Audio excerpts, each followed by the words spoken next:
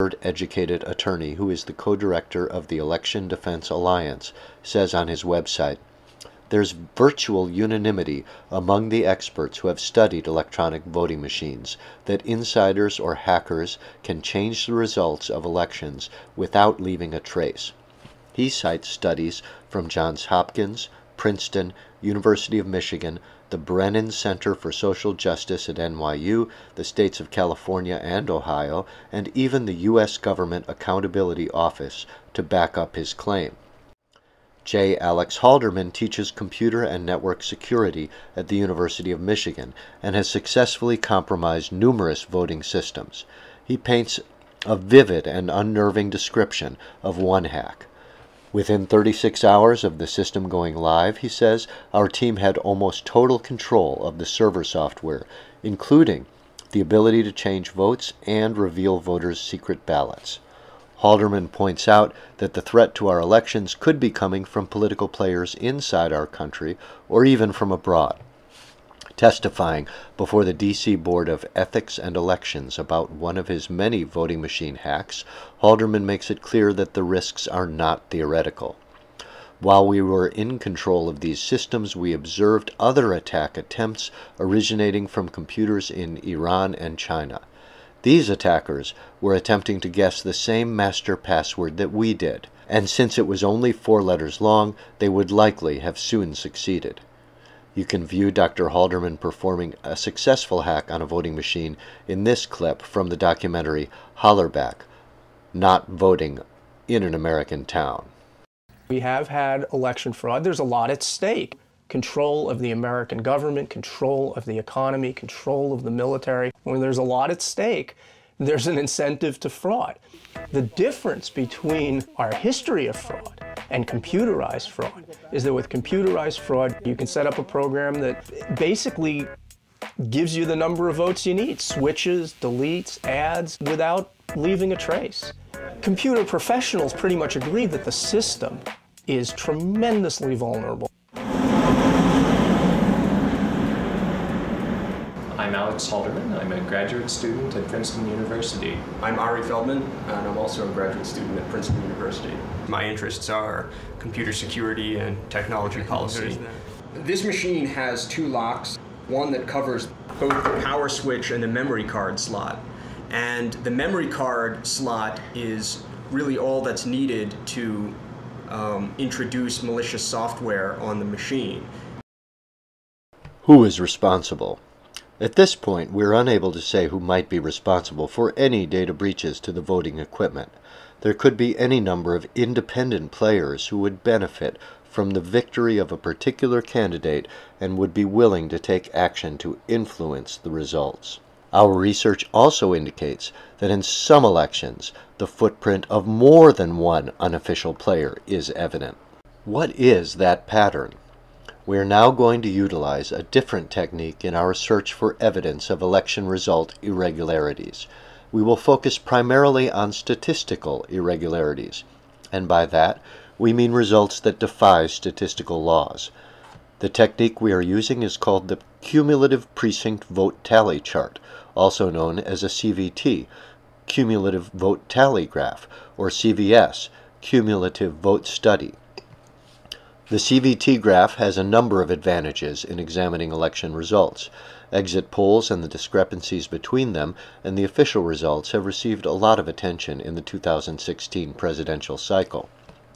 The CVT graph uses actual votes and not post-vote surveys, so the results are more conclusive than exit poll comparisons. Secondly, although it is based on solid statistical protocols, it does not require statistical training to understand, and is therefore suited to helping both the statistical and non-statistical community fully grasp the large distance between the vote totals currently being reported and the statistical norm. Third, statistician Beth Clarkson explains that election data tends to have a lot of noise. She likes the CVT analysis because it allows you to see a trend that is difficult to spot in a noisy data set. The technique is based on the law of large numbers, see Figure 3. Investopedia provides a straightforward explanation. A principle of probability and statistics which states that as a sample size grows, its mean will get closer and closer to the average of the whole population. Interpreting this law for elections, the sample size is the number of votes and the mean is the candidate's percentage. In practice, what happens is that the larger a sample of votes that you collect, the closer you should get to the candidate's average percentage of support in that locale. This is easy to see in action. If you and your friends support a candidate, it does not mean the candidate has that level of support overall. But a broader sample of voters in your community will generate a more accurate picture of the candidate's actual level of support. This is the basic concept behind all polling, and this is the principle that is the foundation for the CVT graphs. Using CVT graphs to demonstrate irregularities in election results has been controversial. As a result, we're going to relay the methodology and backstory of the technique, confirm that it accurately demonstrates a statistical pattern that exists, investigate whether there is a demographic explanation for that pattern, and explore what, if anything, the pattern signifies. The CVT graph shows the precincts added together cumulatively from the smallest to the largest along the x-axis. On the y-axis, it shows the two candidates' percentages. In these instances, from 2000 and 2004, the CVT graph resembles the graph illustrating the law of large numbers. Because the precincts are added together cumulatively as you move further right on the graph, it becomes harder and harder for any individual precinct to overcome the average percentage of all the votes that have been added up so far, and the data tends to chart as a flat line. At least it did until 2004.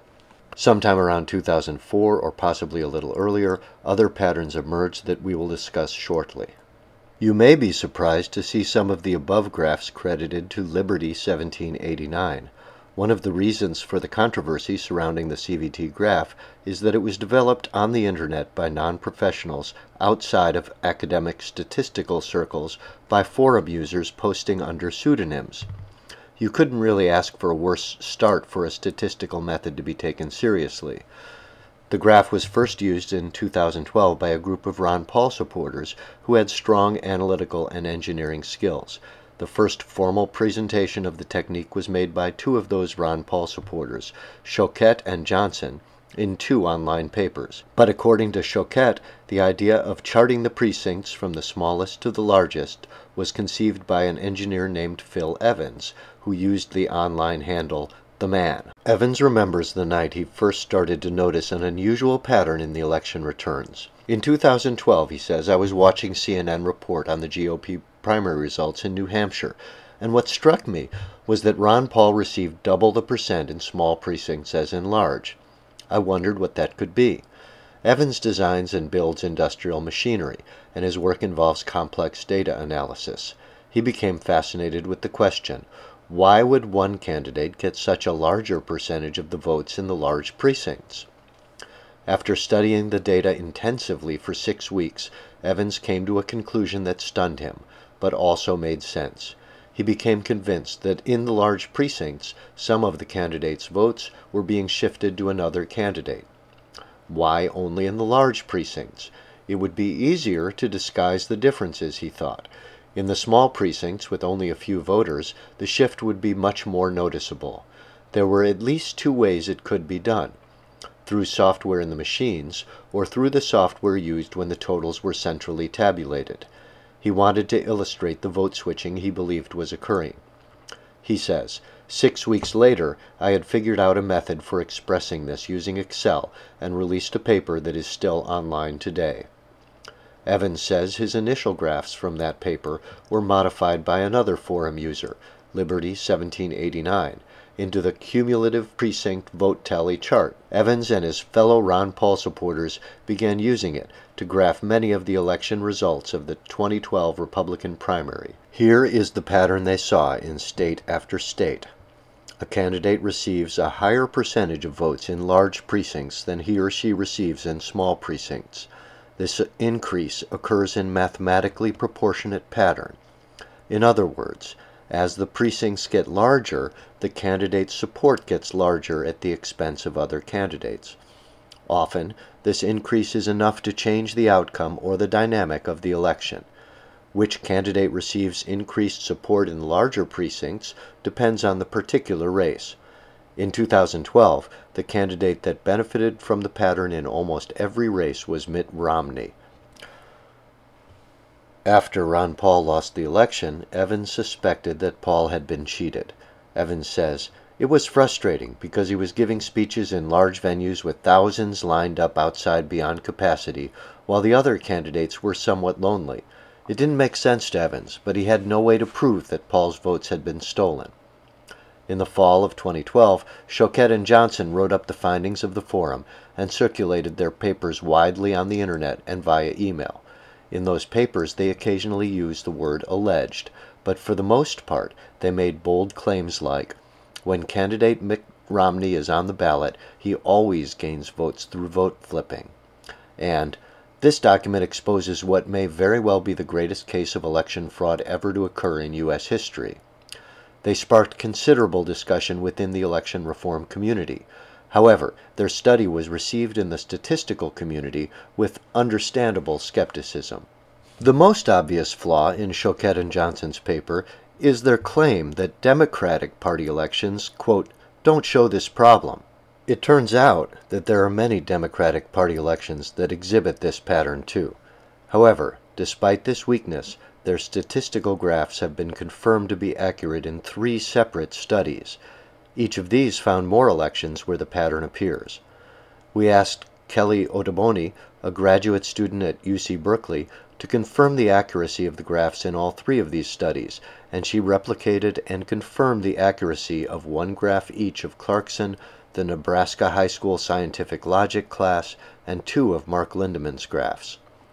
Beth Clarkson, who conducted one of the studies, is a quality control engineer with a doctorate in statistics. She read Choquette and Johnson's paper and tested their technique herself on a number of elections. In the elections Clarkson examined in Kansas, Ohio, and Wisconsin, she found the same unusual increase for one candidate in the large precincts.